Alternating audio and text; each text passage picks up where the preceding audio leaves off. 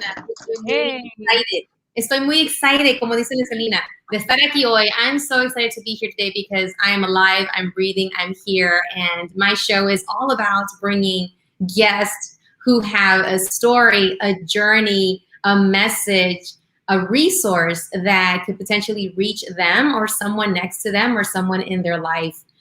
So I'm excited to be here today to have an amazing guest who I've known for a while. He's a new super compadre, but kind of an old new super compadre because we, and we'll get to that later. But I'm just blessed, and I'm here today for you guys. And don't forget that if you missed the show, don't worry, we're recording it. You can always come back to our Facebook pages. We have La Super Comadre Facebook page. We have Radio Cristo USA Facebook page. We have Liliana's Facebook page. So come back and watch it if you can't see the whole thing. Give us a like, share it, and share it. And also we're on YouTube. So you can watch us on YouTube right now, but you can always go back and watch it there too. And follow us on Instagram. We're on Instagram. Get to know us through Instagram as well. We're always posting information about the radio show, about the radio itself. And like Liliana said earlier, I mean, we got some great music playing in between all the shows that we have here. So, así es que no se les olvide, si no pueden ver o escucharnos hoy, el show se repite los viernes, los sábados y los domingos a las 10 de la mañana y también a las 10 de la noche por radiocristalusa.com. Y también nos pueden ver en las páginas por el Facebook, como se dice en el Facebook. Nos pueden buscar por la página de Radio Cristal USA, la página de la Super Comadre Claudia, la página de Liliana Elizondo. Así es que pueden regresar a ver el show otra vez. Y también nos pueden ir a buscar por el Instagram. Y comparten en los shows, comparten este radio, porque hay música tan bonita para que escuchar y también tenemos unos shows tan maravillosos para ustedes. Así es que, hola Liliana, mi super comadre, ¿cómo estás tú? Hola, bueno, pues acá desde la cabina de radiocristalusa.com, controlando todo lo que pasa aquí. Aquí estamos poniendo información en la pantalla. I'm so excited to see you and your guest right here. Yes. Dinos quién es. Tell us. Bueno, my new super compadre, we go back. So I want to call him my old new super compadre. He is none other than Russell Contreras. Welcome. All the way from? Rio Rancho, New Mexico. That's right. So Russell, I am super excited to have you here today, and we're going to get to you in a little bit, but we're going to talk a little bit about some of our sponsors. Liliana, we got some sponsors? Of course. Tenemos Aroma Mexican Artisan Kitchen. They're giving away dinner for two. You can give it away the way you want, whatever you want to do for them to win. And also, Patron Grill Humble. Patron Grill Humble, they're giving away dinner for two for this week. And also Manny's Mexican Grill and Seafood. They're giving away a dinner for two. So, oh my God. So we have 3 dinners for 2. 3 dinners for 2. A ver, pues ya me dio hambre, comadre. Vamos a ir a comer esto. Claro. Yo creo que ya son muchos sponsors con mucha comida. So much food. Well, one for Wednesday, one for Thursday, and one for Friday. All right. There we go. So if you comment, share, like the show, we will put you in a drawing and we will make sure that you get a chance to get your name drawn, taken out, raffled, and you will either get dinner for 2 for Aromas Mexican Kitchen, dinner for 2 at Patron Grill in Humble, or dinner for 2 at Manny's Mexican Grill. That's some good food there. Ajá, delicioso. Todo lo que tienen ahí es delicioso. Muy bien, Gracias a todos nuestros patrocinadores. Gracias por estar aquí con nosotros apoyándonos. Sin ellos no podemos salir al aire. Así que ya por ellos estamos los 365 días del año, las 24 horas del día con programación. Así que gracias a todos nuestros patrocinadores. Y recuerden que estamos buscando talentos. Estamos buscando locutores, actores para unas películas. Así que al ratito le voy a decir a la comadre al final del show. ¿Dónde me puedo apuntar yo? Ah, claro que sí. Crystal Studio Productions. You can go. All right. So, gracias, Mariana. Nos vemos al ratito. I'll see you by the end of the show. Okay. All right, so my super compadre Rosa Contreras, I mean, how are you doing? What has life been like? Let's just start with this last year, pandemic. How are you doing with all that? Well, the pandemic hit New Mexico like everywhere else. At the time, I was working at the Associated Press a year ago last month. So around mid-March, we closed the office and began working from home and just doing our business of being reporters and journalists, trying to cover the news from the safety of our own homes and going out when stories were breaking. As you know, by the summer, that's when, right after George Floyd was killed in Minneapolis, there were protests around the country, including here in Albuquerque, that we had to go cover. So we had to, we still new for us. None of us had lived in a pandemic before. So we had to put face coverings on ourselves and go cover the news to bring that to you. So it was a trying time. And of course, it was an election year. So we had to cover the election time. In that space of the first year, I decided to pursue an opportunity at Axios.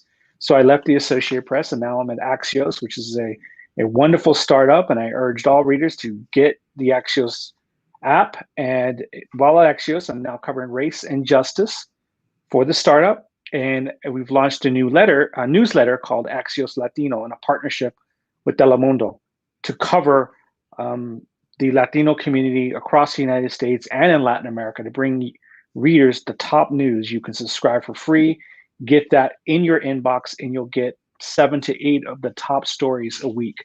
So in that time, using that as a journalist just to keep busy. But also since then, I've gotten fully vaxxed, and I urge all listeners and readers and viewers to get vaccinated. My wife is also vaxxed, and we're just waiting for the vaccinations for my 7-year-old and my 4-year-old. And in the meantime, vaxxed. That is a new thing. Get vaxxed to the max. I think we have a new thing right here.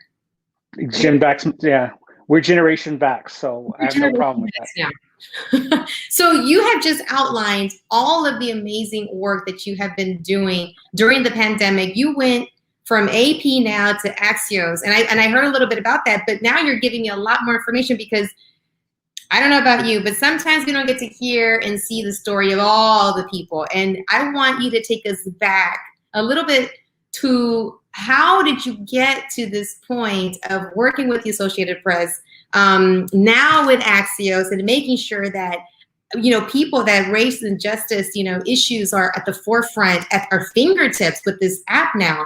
Where did you get where did this love for wanting to report? Tell us what you do, because, give us your title and how you ended up doing this work now with Axios. Where did you get your start?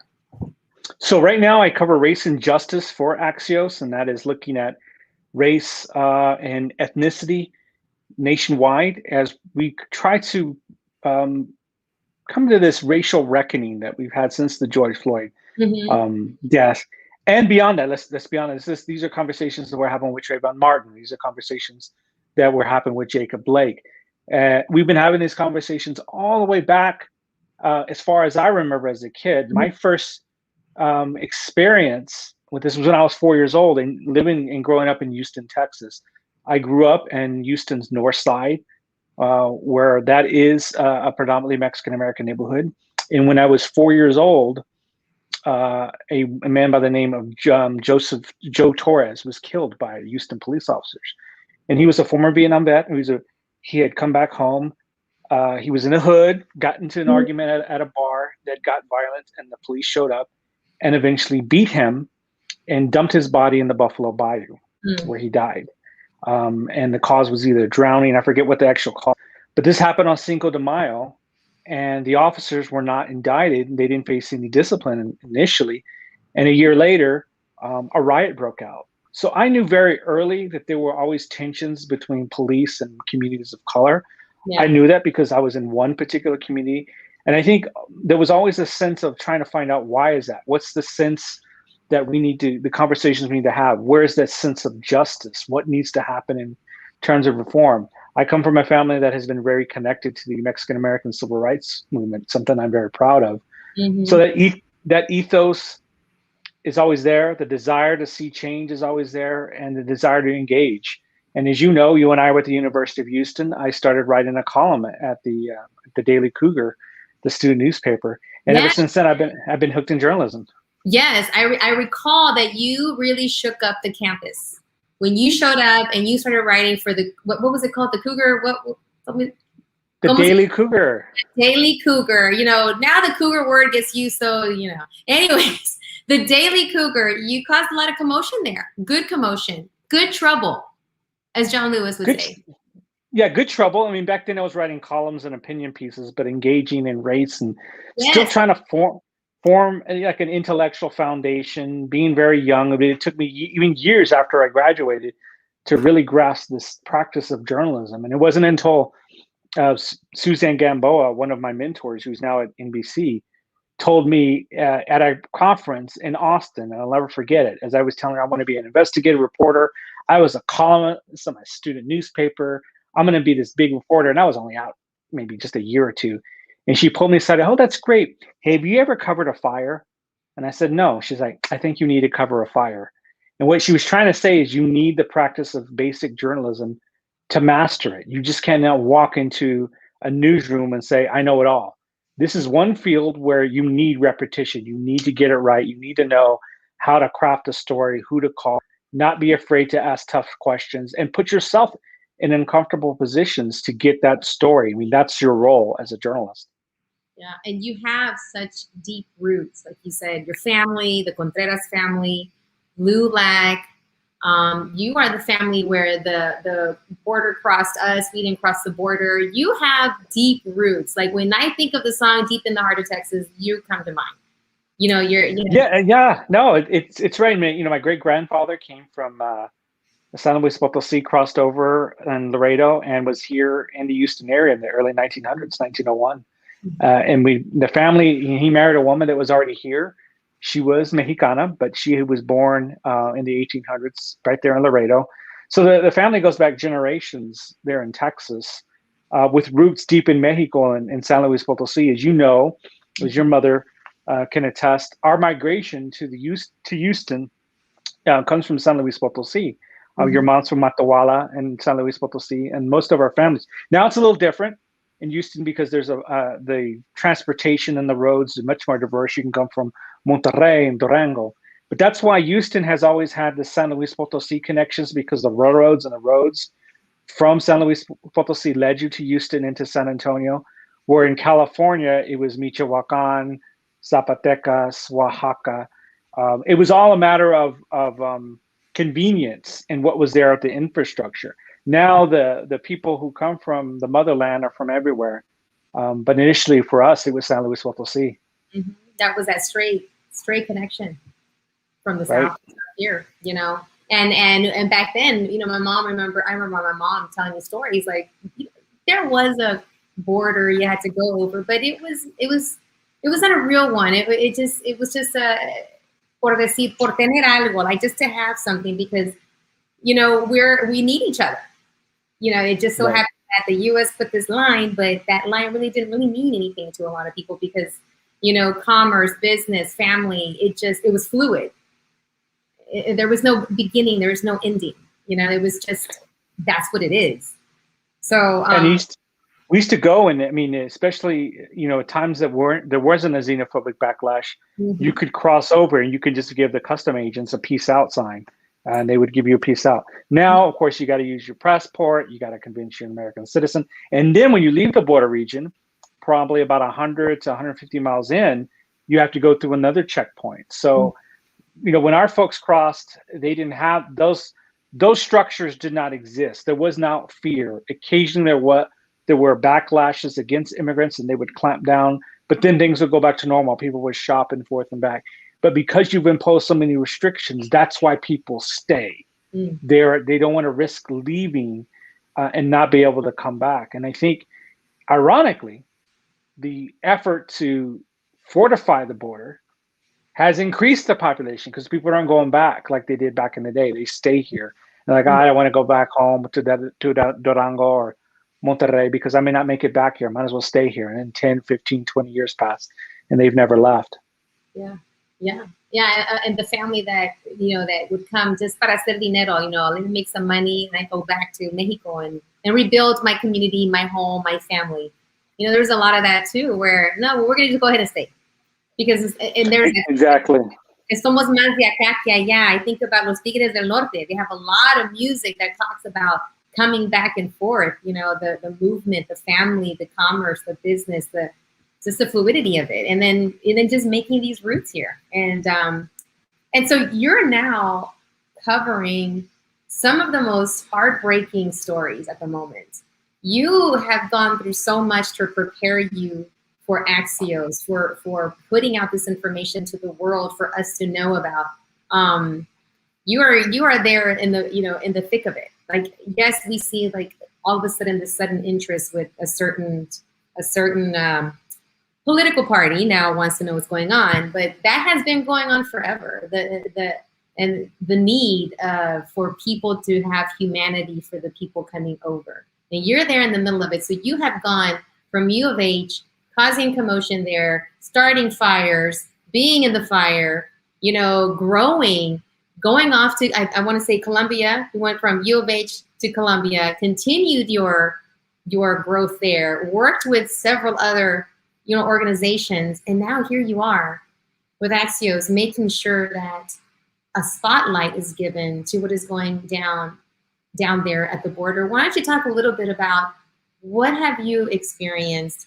What message, what do you need the world to know about what's going on down there? Well, last week I went down to El Paso and then to Ciudad Juarez to see firsthand what this migrant increase, how has that affected the community? What is going on?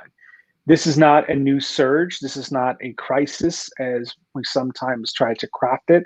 This is an ongoing humanitarian crisis. This isn't a blip. This has been going on for years. And right after the lull of winter and also a political fall election, there has been an increase of migrants coming in from Central America, from Honduras, from El Salvador, from Guatemala. And they are coming for for the following reasons. There's economic upheaval. I mean, there were really no jobs to be had there. They are recovering from 2 devastating hurricanes last year that destroyed homes and displaced thousands and thousands of people. In fact, there's still shelters in the capital of Honduras that are open for folks that have nowhere to go. And then you have the ongoing violence, which that I might add, the United States helped create. These are gang members who learned their trade in the United States. These were the children of refugees and asylum seekers who left the wars in the 1980s, who then moved in Mexican American and Black neighborhoods in the United States and formed their own gangs to counter the gangs they saw there because they were living in impoverished areas. After President Clinton signed an immigration bill in the mid-90s that would deport folks for various crimes retroactively, they deported a large number of gang members who then went to small pueblas throughout Central America and started the gangs there, now terrorizing these various communities. So now people, the second generation, is seeing the fallout of these inequalities, and many have no choice but to leave. I spoke to one person at a shelter in Juarez. He was a man, and I'm going to say in his 30s. He left Honduras because he said the political corruption was so bad and gang members were threatening his kids. There is a moment where they can go and show up to your work and say, we want $50 a month per child, per daughter. We want you to pay us to protect them. Then they will tell you what your daughter wore to school that day. They will tell you exactly what time she leaves for school. They will tell you what book she's reading at night. They will tell you what she had for dinner. That means they're sending messages that we know everything about your daughter. And if you do not give us $50, you can expect sexual violence against her. So a father has no choice but to either pay or flee. Now imagine if you're a young parent, you see this threat directed at your 9-year-old or 11-year-old girl or 14-year-old girl. What are you to do? You can't go to the police. The police are in on it. You can't go to a newspaper. they assassinate journalists. You can't go to TV, you can't do anything because everybody's like, well, this has happened to everybody, right? Plus, you have no job, so you flee. And these folks are fleeing, coming here.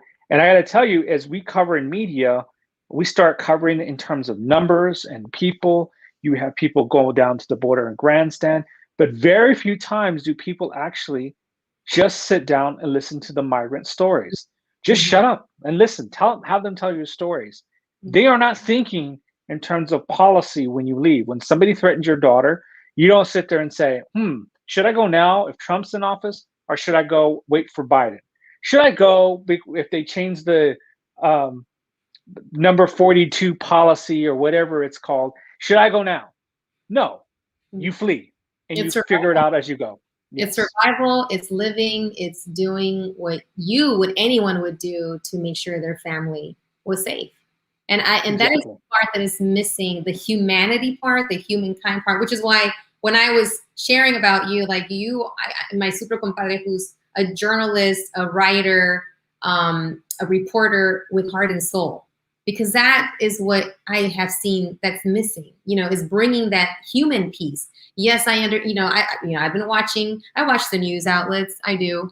And it's missing. That's missing because you are bringing back what is missing is what are these people going through? What have they gone through? And what needs to be done moving forward? Because that is what being a human is all about. It's just stopping and listening to what is really going on. Because that's the only way that is going to bring some kind of humanity back to the people that only hear one thing, one side, one message over and over on news outlets that don't get everything but just fear or just anger and no humanity.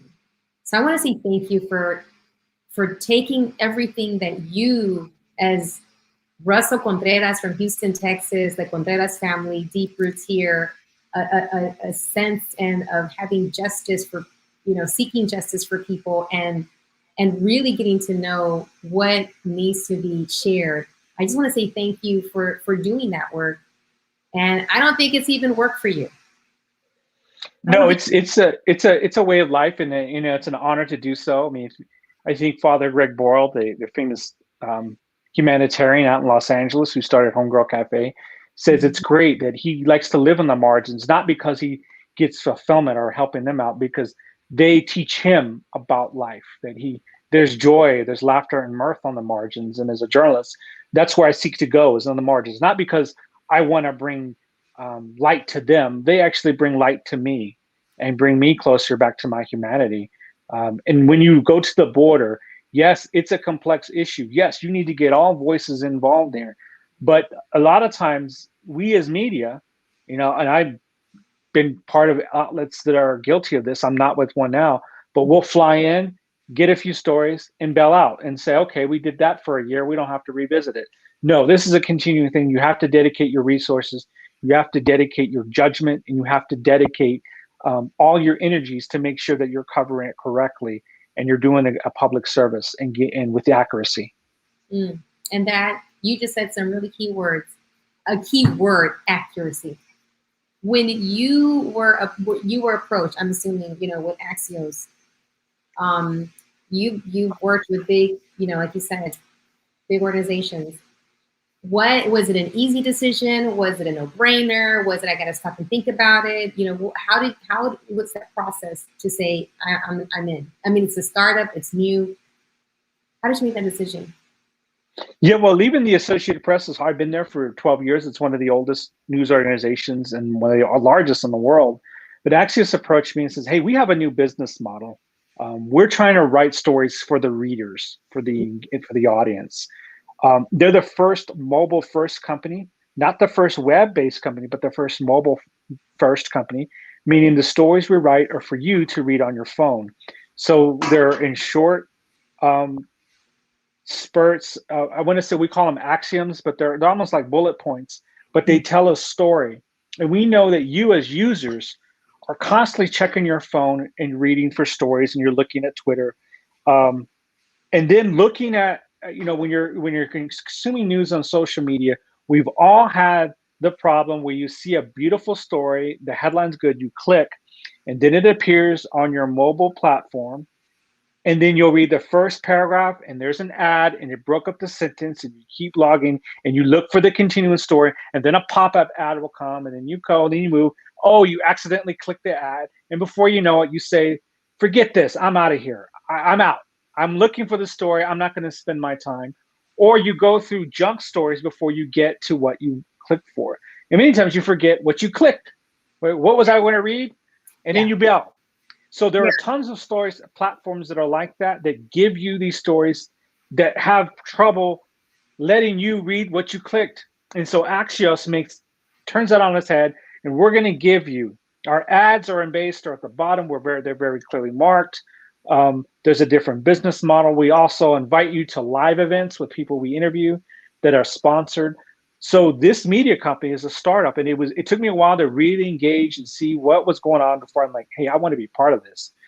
Because right now there are a lot of media companies that are struggling. I was in one that was struggling where it had the majority of its base were newspapers at one point. 80% of its revenues came from newspapers. Today it's 20. And Axios is a media company that is making millions in profit, and has already made the same amount of money that it did last year already. So they're really doing well financially. They're looking at ways to engage. And one of the things they're making money on and really engaging in and bringing revenue is our newsletters.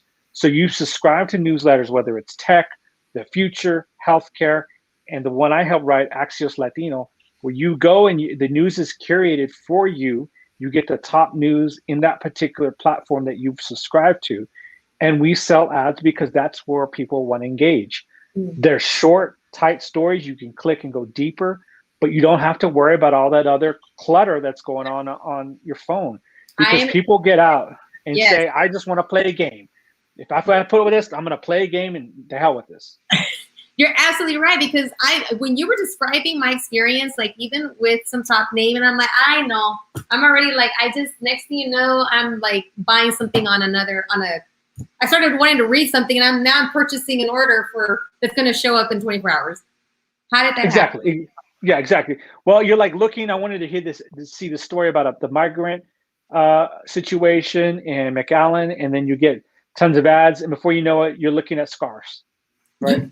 Our new shirt, a new pair of shoes. You're like, oh, wait a minute. So that engagement of journalism is where it's really prominent. I have to say, startups are really feeling that need. Legacy media companies are struggling because change is difficult, especially when media companies aren't diverse.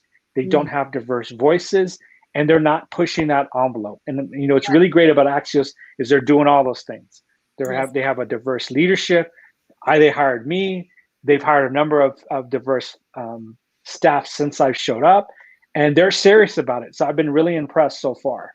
Yeah, and I'm an educator. That's my background, and my love is teaching reading. That's my strength.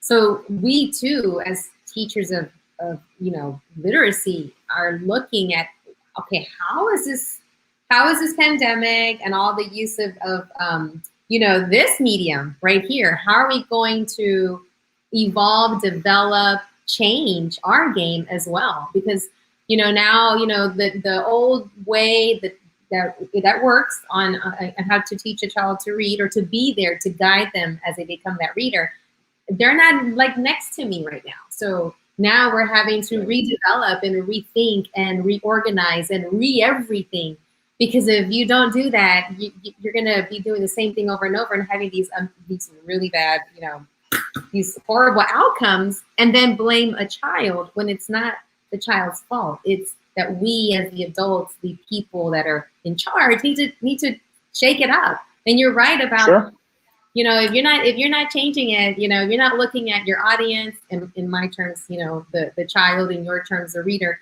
And if you don't change, you're going to lose them. And you're right about diversifying. You always think about diversity like people that look like you and I.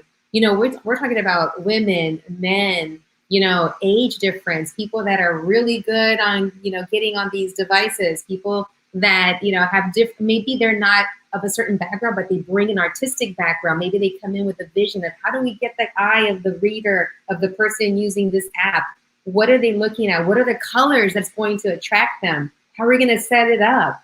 So it's like having to diversify, not just bringing in the people that you traditionally brought in, but you may even have to bring in, like, I don't know, a person that does a home decorator. I forget what you call it.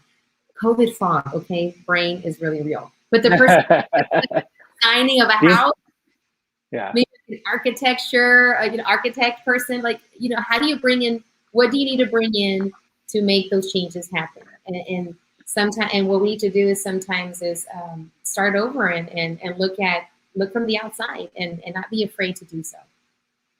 Yeah, and I think when I became at Axios, I was unique because I came in with a lot of experience in covering race, and I came in with a lot of experience in covering politics from the Southwest. We had a lot of folks with enormous and very talented personas and ethos and experience covering the Capitol and Capitol Hill and being well sourced in covering Congress and the president. One of my colleagues, Jonathan Swan, does an amazing job at covering the White House, and he started this wonderful podcast called How It Happened, telling you and walking you from the moment President Trump denied that he lost the election to the Capitol insurrection on January 6th, and showing how he started embracing various conspiratorial theories and just telling you the story from his sourcing, not giving you a point of view, but just telling you the story and showing you how it happened. It's real engaging. And that kind of storytelling is what we need. Yes, we need some of the traditional journalism, but it's this other niche that when you get your phone and you're asleep and you want to learn something, you want somebody to tell you a story through a podcast, through small snippets, through a YouTube video. And that's where the need is there, but it's also an opportunity for misinformation. The thing about it is not everybody's like you and I with a camera that can start up a nice little show with well-informed intentions using accuracy. A lot of folks can just get a camera and just start spouting mess and junk full with lies and misinformation, and people click it and engage with it. So with these tools comes great responsibility. And so that's something that people have to keep in mind when they're engaging in various content.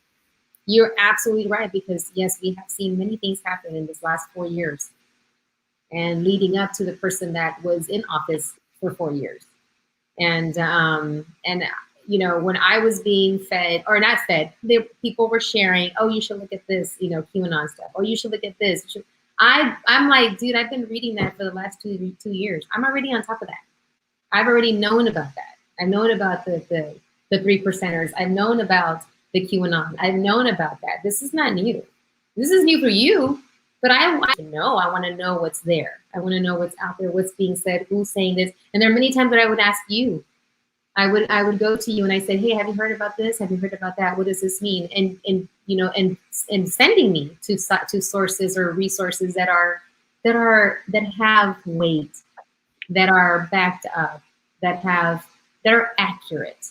And because now there are many families who have been torn apart because of that, who can't even be at the same table or the same room. Well, pandemic, I get it.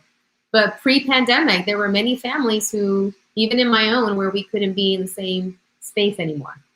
Only because people have different realities on the news, and that's unfortunate. You can see a set of events and come up with two different conclusions, because now not only do we have our own opinions, but people have their own set of facts and their own worldview. And unfortunately, that's these two camps go in their corners, and they base their purchasing and their political decisions on these things. A lot of times it's not based on fact. It's based on reinforcing what they want, their own particular worldview. So even elections, they're no longer about policy proposals. Like we would have, like Nixon and Kennedy had clear policy differences. Kennedy felt there was a missile gap, and Nixon wanted to go after an anti-communist set of policies, and Kennedy says, well, no, I'm more anti-communist. So they started debating policy, from the Federal Reserve to fighting poverty. Now, very seldom in our elections are they debating policy. They're debating worldviews, debating cultural issues that for me and I mean, I don't care what if Dr. Seuss is on this cover. I'm going to get whatever I want, any book. So I don't care if there's a quote unquote war on Christmas, or if we're going to vote on a Green New Deal that has no binding effect on my life. But yet those are debates we continue to have instead of the discussions about systemic racism, about sexism, about growing the economy, are tackling poverty in Indian country, which where I live. I'm surrounded by Indian reservations or Native American reservations. Those discussions never happen. We're not talking about poverty. We're talking and debating the noise that's on our opinion TV channels. Yes, and to me, it seems like it's just, here's something for you little people to chew on, while the people that are dealing with the big money or the big decisions, are over here making those decisions. Y'all go ahead and fight over the little stuff, and that's that focus that's being taken off what we could come together on: education, employment, health. That affects everyone. Wine and so I'm hoping, and I would love to hear more about Axios. I'm going to subscribe. And everyone, if you're just joining me right now, we're getting a chance to know my new super compadre. We've known each other for a while, Russell Contreras. He is a writer, a journalist, reporter, activist with a heart and soul. And he has just joined Axios, a startup where their focus has been, their business model has been to create the news in a way that one who is used to being on a mobile app, looking at stuff quickly, getting accurate news at the touch of a button without having to go all over town on your app and losing why you were on there to begin with. So where do you see Axios now in the next 5 years? And how do you see Axios potentially affecting the future voters per se, or policymakers, or even the families that need to come together for Thanksgiving at some point? Do you see Axios affecting that, and where do you see them in 5 years? Well, we have a number of things in addition to our mobile app. We are on HBO. We have a show every season that comes on weekly, where for 30 minutes we'll try to get you smarter, faster, and that's the whole. That's our slogan: is for you to get. If you want to subscribe to a various newsletter, you'll get smarter, faster, as quick as you can in a particular subject matter, whether it's about media, or it's about tech, or it's about the future or space. So that's the model. And so it getting you smarter, faster, so you don't have to worry about all the clutter. And you can engage this platform with other media outlets like the New Yorker or the New York Times, and then you feel like you're a smarter citizen and to make decisions. I think the thing with Axios, like everything else, is we don't know what the media landscape was going to look like. We anticipate that mobiles will still be a major source of consuming. Yes, there are tablets. Yes, there are computers. But this device here is so engaging, and they're only getting better, that the way we will deliver the news will be something that you can access for a while. I think something to keep in mind, and I'm no futurist, but virtual reality glasses, I think, are going to be something where you can have your glasses, but in the distance, some text will appear. You can actually get the news, and maybe something on your hands, like kind of control device. You can actually cloud it, and you would love this. Walk into a market or walk into a party, and you say, "Oh, I like that woman's dress," and your glasses will focus on that and do a quick search if you ask, and they'll say, you can get this dress at Amazon or Gap.com or something else. Would you like to purchase it right now? It will already know your size. It'll already know your weight because you've already made purchases before, and you could buy it on the spot. I feel like I'm watching Back to the Future. Exactly, right. So you could go and you could be hanging out with our good friend Blanca and see her dress. Instead of asking her, where did you get your dress? Your glasses will tell you, oh, she got that dress at Macy's, or she got that dress on sale at such and such place. Only a website that has it. Then you can buy it on the spot, and you don't have to tell her. and then you can look at the camera, or you can sit and it's something to remind you, okay, Claudia, it's time to go home because you only have 30 more minutes before you gotta your babysitter's up, so it takes off. So the glasses are going to be in the future. That's one device, and then the other is we're moving towards electric cars. We're moving towards self-driving cars. You can get in your car, not drive, and have all the podcasts that you want tell you something while you're getting to your destination. So those are two areas of growth that we don't know how that's going to shape up, but that's something we need to all keep in mind and watch. Wow. Speaking of electric, is that your vehicle right there? You already have an electric car. You plug it up every day? I do plug it up every day. It's a Hyundai Ioniq plug-in hybrid where it still uses gas, but you have plug-in, and I can get 27 miles of just electricity or just electric driving and pull that up. And so that's one of the cars, but there are many more startups that are coming out, and it's something to look for. It's amazing, amazing. So because I'm an educator at heart, and I always will be, any plans for Axios for kids? That's something that's always our founders are always looking at new models. I mean, there's something like Axios for Education. We've had events where we've talked about the teacher shortages, what's the issues around inequality in education, and we've had people, not just newsmakers and policymakers, but teachers come on and just tell the stories. And our interviews that we have on Axios events that are live, they're pre-recorded and they go live. We'll just have 10 minutes of good conversation. So they're not like you would get sound bites on a television episode of a late night cable episode where you get two sides and your goal is to get them to yell at each other. This is a one-on-one conversation to divide it. I mean, a couple of weeks ago, I interviewed Dolores Huerta for our inaugural Axios Latino, and just have her talk about the Latino community today and then and one of the things that she said that was powerful is I asked her, she was right next to Robert Kennedy when he won the California primary and moments before he was shot. I asked her, why did you keep going? If I was next to someone so inspiring as she saw, bringing it, this is around the time of the Vietnam War and fighting poverty, and there was so much euphoria, and a moment later he's shot and then later dies. Why did you not give up? And she said something very strong. She said, you had no choice. You have to remember, this is not about me. Yeah, I'm hurting, but I didn't get in this business about to center around me. And I would say that with journalism. When I talk to young journalists, when they go to a scene and you go to the border fence, you don't get your phone and then go and take a selfie with the border fence. You turn that phone around and you start taking photos, or you put the phone down and you start recording in your mind what you see. You're there with a purpose. It's not about you. No one cares. You're in front of a border fence making silly faces with virtual bunny ears. No one cares. Anybody can do that.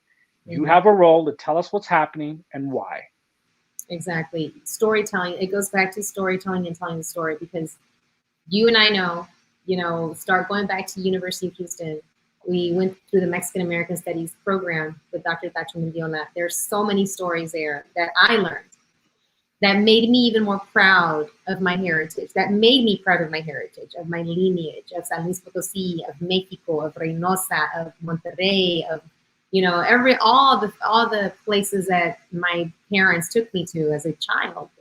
And those stories need to be recorded and told from that person, that can say it. But if that person needs amplification, that's where someone like you, thank you for coming in and offering that ear, that eye, and the soul. I want to say soul because that's what it needs. It's just that listening part.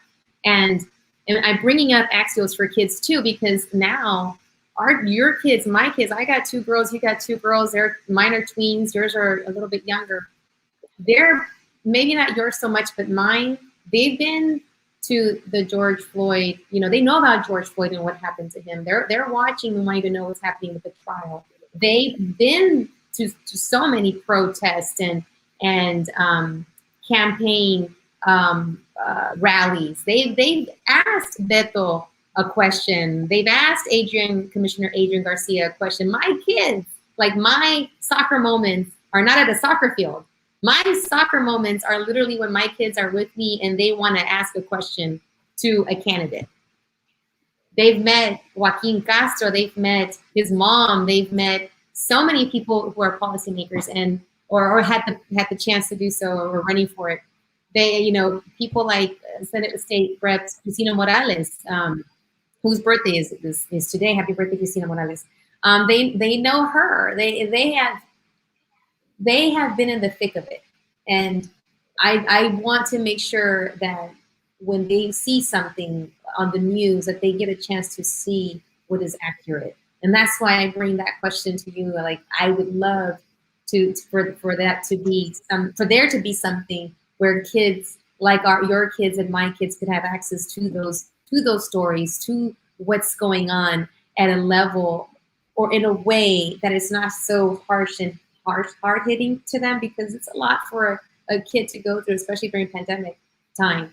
But something for them to be able to read and understand at their level. So that's always in the back of my mind. You know, I guess because I'm a mom too and a teacher, and the kids talk about that. The kids are affected by what goes on, even though they might go out there and play and they're doing their thing, but they're picking it up from us. They're hearing sound bites. And they're worried, they're concerned. And so that's why I bring it up. Now let's take a look. You're showing right now. So what we're getting a chance to see is Axios Latino. I'm going to subscribe right now on the spot. So I'm going to bring it up. So you walk me through it. Where would I go first? Because I want to make sure that I stay on here and I'm not ending up ordering a pair of shoes. Sure. Okay. So where would I go first? It's very simple. When you go to Axios.com or you go to Axios Latino, you can Google Axios Latino and it'll bring you there. You can go to Axios. It'll bring you to a page and it'll say subscribe. You just click the subscribe button and you put your email address. And that's it. Hold on. Yeah. So you see that it says subscribe there. You click subscribe, right? And then it'll bring you to a place where you can then get the newsletters and you find out which newsletter you want. And then you click on it and you'll see Axios Latino, or you can go to Media Matters right there and you click down there and you click subscribe. Okay. Just have to, the word, and then you go further down and you click it and you just put your email address and then you're set. And then you'll get it. You'll get it sent right to your inbox. Ours comes out every Thursday afternoon. You'll get a notice. You have many different options there as you see the readers, so you can go and subscribe. Now we're expanding to local markets. So now we have Axios Charlotte, Axios Tampa Bay, Axios Northern Arkansas. And this is important because we have a number of communities and markets where we have something called news deserts, where the newspapers have closed down or they have severely shrunken their staff, where in some places you had maybe 300 or 400 journalists and now you have 50. There's no way you can cover a same community like you did 10 years ago or 15 years ago. It just can't be done. Many of these journalists are underpaid. They're overwhelmed. They cannot cover the same thing. So they can't even cover the school board meetings or the superintendent controversies or something in city council. They are treading water. And what local Axios has said, well, let's bring this model of mobile first and newsletters to these local markets and see what we can do to transform those media markets. So it's an exciting thing to come in. We don't know what this could happen. There's Axios Twin Cities. Right now, my colleagues are covering the trial around the officer who killed George Floyd. This extensively. We've been covering the instance of the violence and protests right now, and then the young African American who was shot, quote unquote, accidentally by an officer there. That's something that's very intense, and readers are engaging in it. Now, one thing we don't do is give opinions. We're not going to write columns that push a certain perspective or point of view, because you can get that anywhere. You can go to your outlets and get reinforced your opinions. That's not why you come to Axios. You come there to get the news, get good political smart analysis. And so you come away and form your own opinions about what's happening. We're going to try to be as accurate and go through all the misinformation and give you the best detailed and most accurate information that you can receive. Which you answered a question I was going to ask, because typically from what I remember learning when I watched the movie, I think Outfoxed years ago, where a organization will give out here are the lines, the stories that you're going to say all day, and that's it. Mhm. And it sounds to me that at Axios you do what needs to be done, not what is being given to you to follow and to do. And Sure. you're out there, you're the eyes and ears, recording, observing, and then telling what you saw. It's almost like you're taking a picture with Right. your eyes and your ears and then putting it out and developing that picture and putting it out for people to then listen and then come up with it's like being in the classroom. You discuss literature. You read the Sure. story, you give the question, all the kids have their own interpretation of what's going on during that scene or that chapter. That's exactly what Mhm. I'm loving about this right now. So I'm gonna pause a little bit right here. We have Mr. David Contreras. He's saying hi, Russ and Claudia. So let's give a shout out to who is this? This is Mr. David Contreras, father of my super compadre here today. You want to give a shout out to your dad? Go for it. Hello, Dad. Watch, listen, and get to bed early.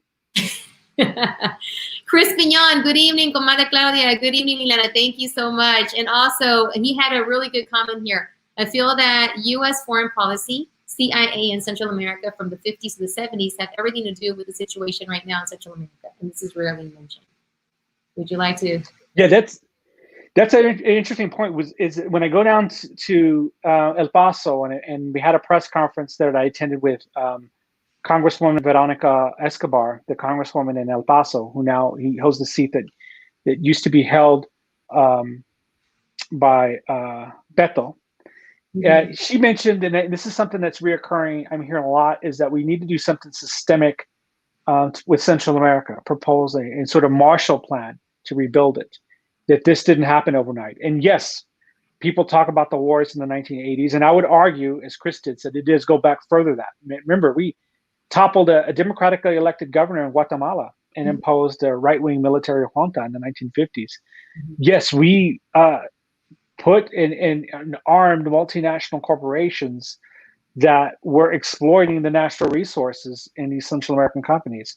I can think of various fruit companies. I can think of various mining entities that have been in Central America for years, and really crushing attempts to create civil societies and unions, things that demand basic rights that we take for granted in the United States. That was cloaked in the Cold War politics of the time.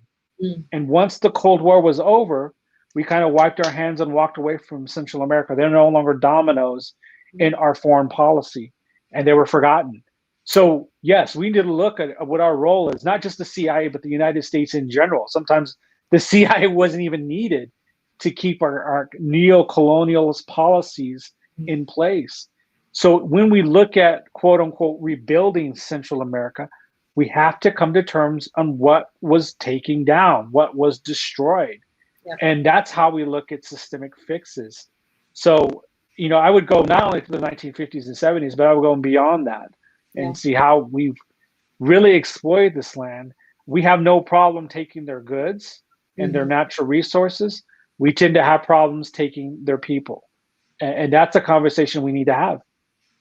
Exactly. Those are conversations that, I mean, books, readings, storytelling, which goes back to the need for storytelling and empowering our young kids, our young folks to know and to research and to look and to be a part of that story, that they too have their own story, to know their lineage and understand, that, the building or the making of this great nation, I would say, loosely, it wasn't always great.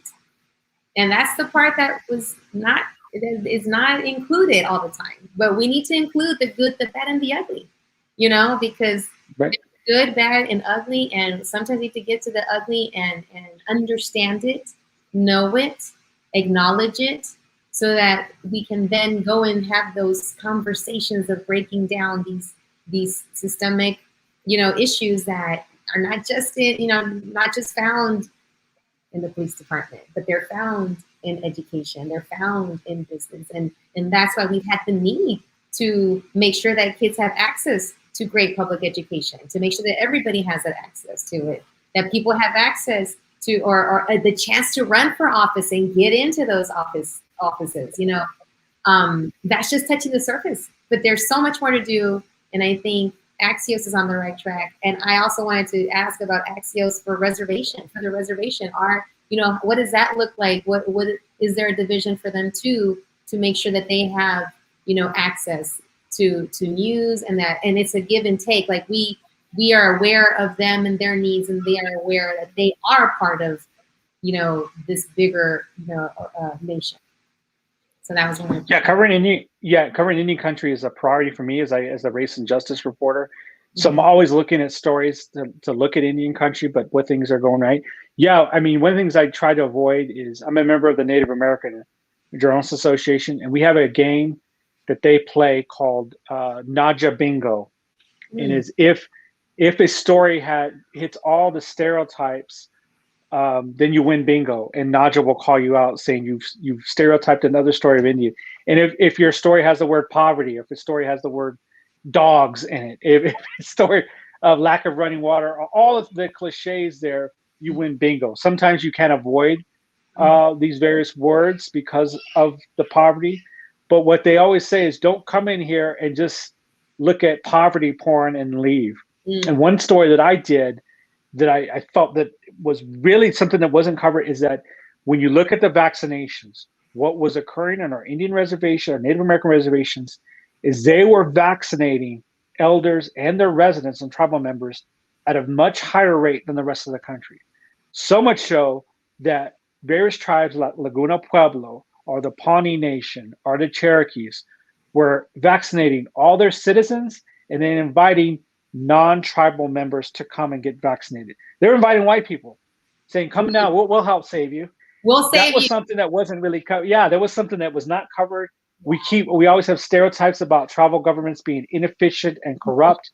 But in this case, they were not only saving their tribal members, but saving their neighbors. Yes. And that's what needs to be reported. The whole story from all ends, all sides.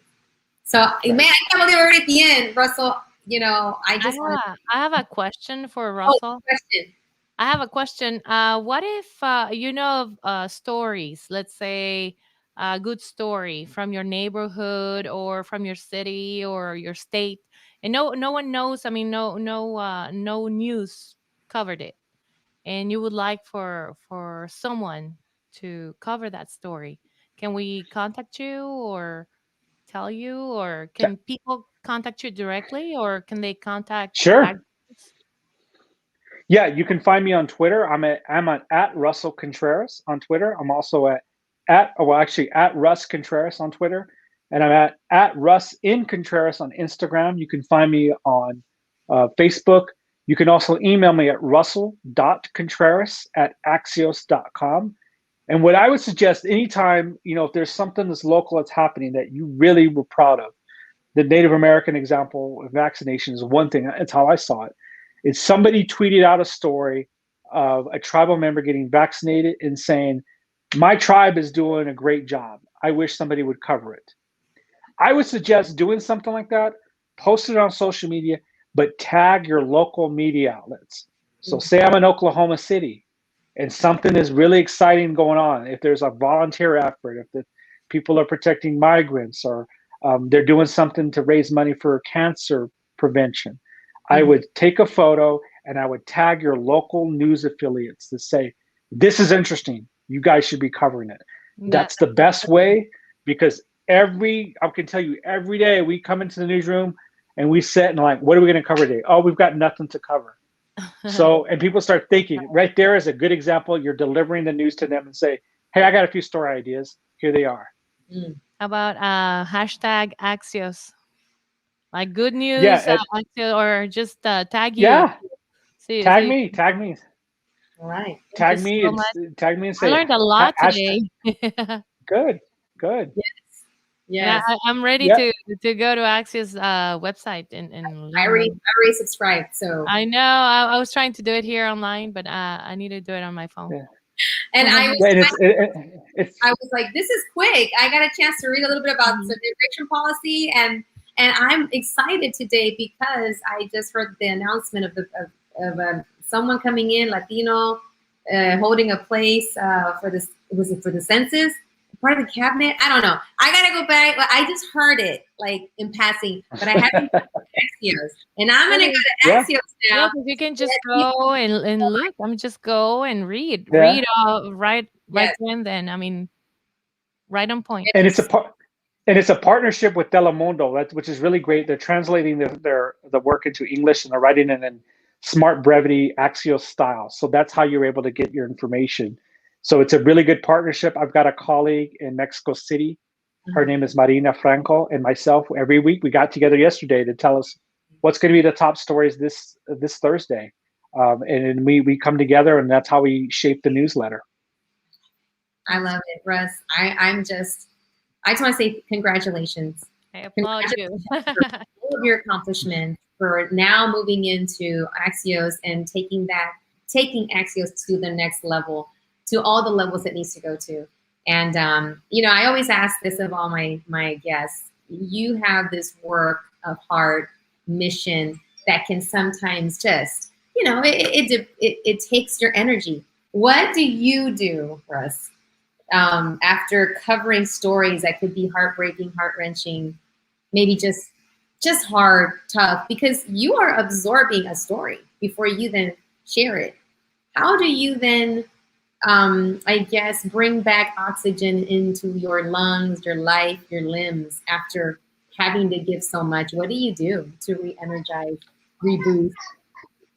I think I hear him in the background. Well, I play with my little girls that you can hear, and they keep me floating. Usually, making sure they're ready for bed and just remember what's important.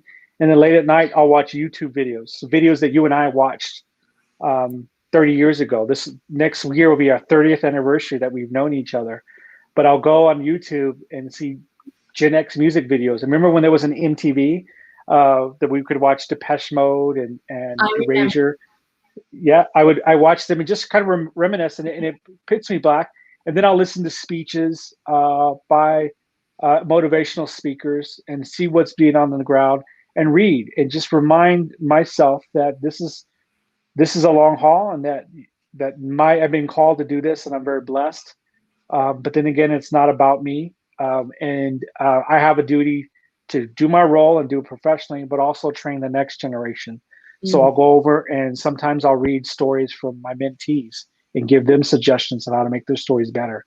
And by that time, hopefully by midnight, I'm tired and I'll get sleep, and I get ready to do it all over again the next day.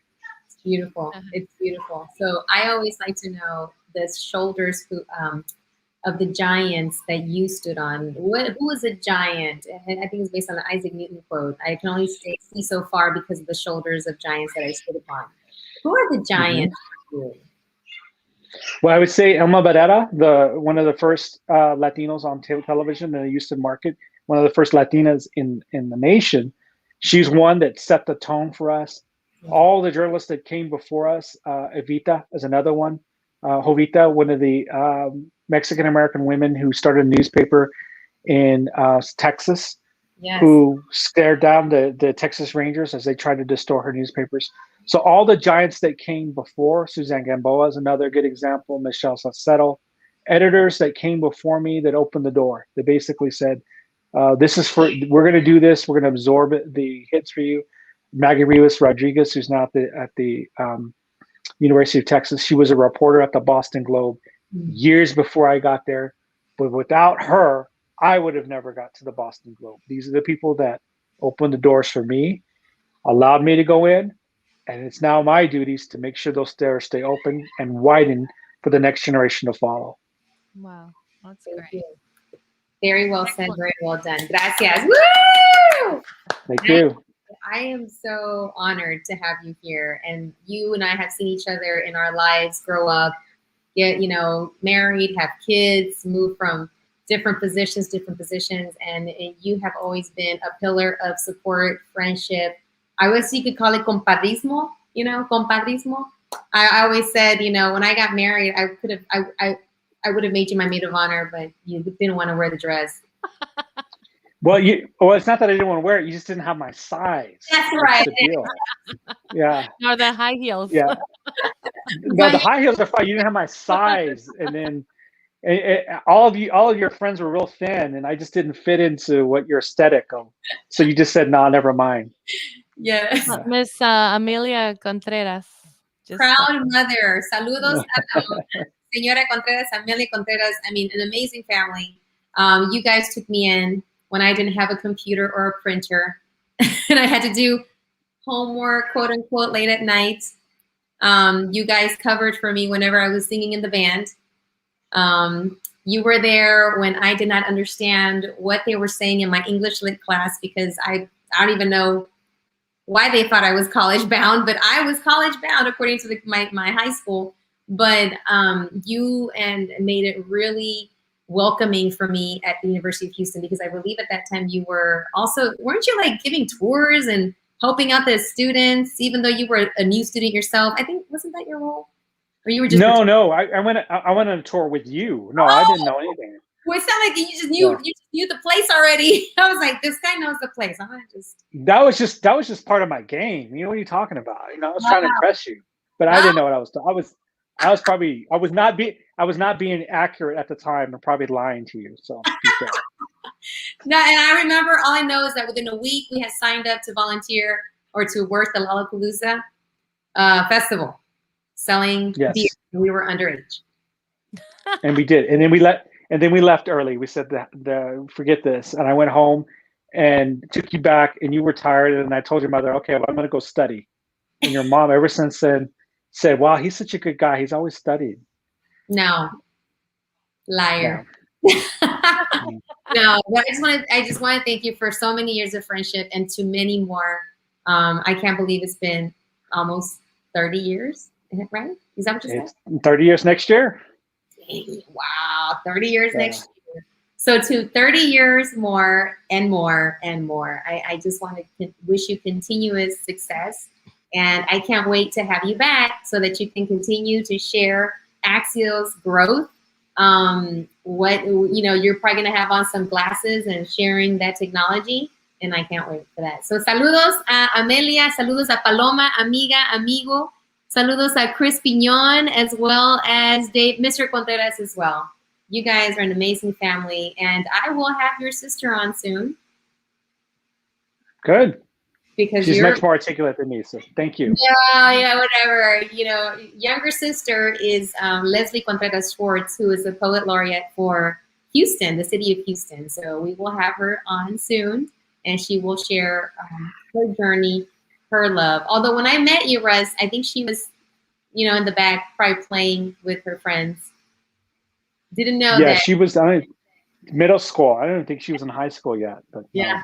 Yeah, and your little brother, he was just born. He wasn't even born yet. I think he was just born. He was born afterwards, yeah. So you're right. He was born during our freshman year. Yeah, at UH. Yeah, actually, yeah. And then other sister, Erica also doing her thing, just leadership among all of you. I'm blessed. I'm lucky to have crossed y'all's paths. And I thank you for continuing to share that mission that your parents instilled in you guys, that was instilled in them, to continue to be the voice for those that need the voice, either through LULAC, through your reporting, through Leslie's books that she's written, all the poetry books that she's had, and your sister Erica and your brother, just a fine family. Thank you so much for sharing today. Thank you for having me. The pleasure was mine. Thanks for having me. Yeah. Thank you so much. And we want to thank you, the ones who were connected on RadioCrystalUSA.com for listening. Yes. The entire show. And remember, RadioCrystalUSA.com repeats La Super Comadre Claudia show on Fridays, Saturdays, and Sundays at 10 a.m. and 10 p.m. RadioCrystalUSA.com. A lot of music, talk shows for you to enjoy. 24/7. And don't forget, we have some people that we're going to give the comidas to. So Yeah. let's see. We have Paloma, amiga, amigo. I know Paloma. She's going to take one away. We're going to give one to Mr. Contreras and one to Mrs. Contreras. So how about that? Great. Yeah, so we got the winners. Yeah, because Chris Pignon won last week. Yes, he did. So Uh-huh. now we're going to spread the Mexican food wealth around. Wow. Tex-Mex and Mexican. That's right. Okay, I'm sorry. Right. Thank you so much. Bueno, gracias a todos. No se les olvide. Oh, yeah, the photo. Oh, yeah, no se les olvide. Just breathe y luego dales un chanclazo because everything's going to be all right. That's your, mira, aquí está. Aquí está. Just breathe y luego dale un chanclazo. Because that's all you can do. In the background. Yeah, see, your kids are like, that's right, just breathe. Now let's do this. Remember this? Woohoo. Bye. Bye.